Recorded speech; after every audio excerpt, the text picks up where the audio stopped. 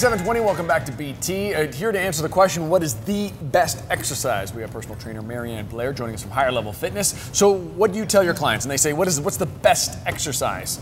What's the answer? Well, if I had $5 for every time I got that question, I'd be rich right now. But it is a good question. So you want to kind of rewind a little bit back. So you want to find out first where you're starting from. Okay. What are your strengths and weaknesses? Where is your present pain points and injuries? Where do you have an understanding of perfect form and how to execute perfect form? So those are the basics of when you're starting first, of finding out what the best exercises are for you. Okay.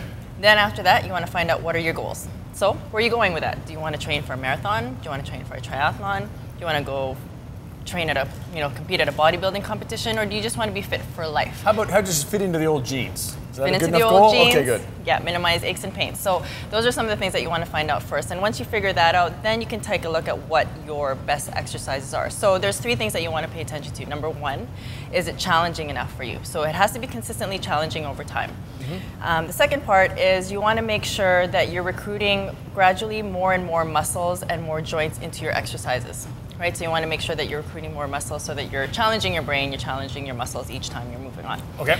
The third part is a principle called time under tension.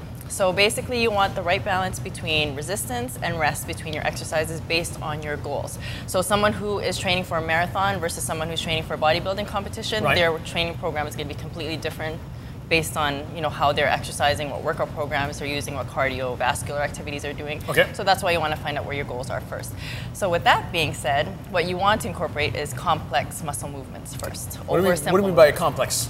So you want to be able to recruit more brain energy and more muscle energy. So the more you're tricking your brain and the more you're tricking your muscles, the more complex it is for you. So consider something like walking. We can walk pretty much with our eyes closed versus swimming. So you have to pay attention. You have to use your eyes, you have to use your brain, you have to use your muscles. So that swimming over walking is a complex exercise. Okay. Something like a bicep curl, you're just using one muscle, yep, that's a single movement, versus what we call an Arnold press. So you're using a bicep curl, you're twisting your wrist, you're using your shoulders, and you're raising your arms up. That's a complex movement. Okay, so there is no one answer when it comes to the best exercise, right, but there are when it comes to people the best exercise for you. So yes, coming up, we're actually going to bring in a demonstration and show off a few exercises. What body parts are we focusing on? We're going to focus on everything. So complex ones. I thought that might be your answer. We're going to focus on everything all at once. If you're looking for the answer to what's the best one for you, you'll find the links and the information excuse me, on Higher Level Fitness at breakfasttelevision.ca.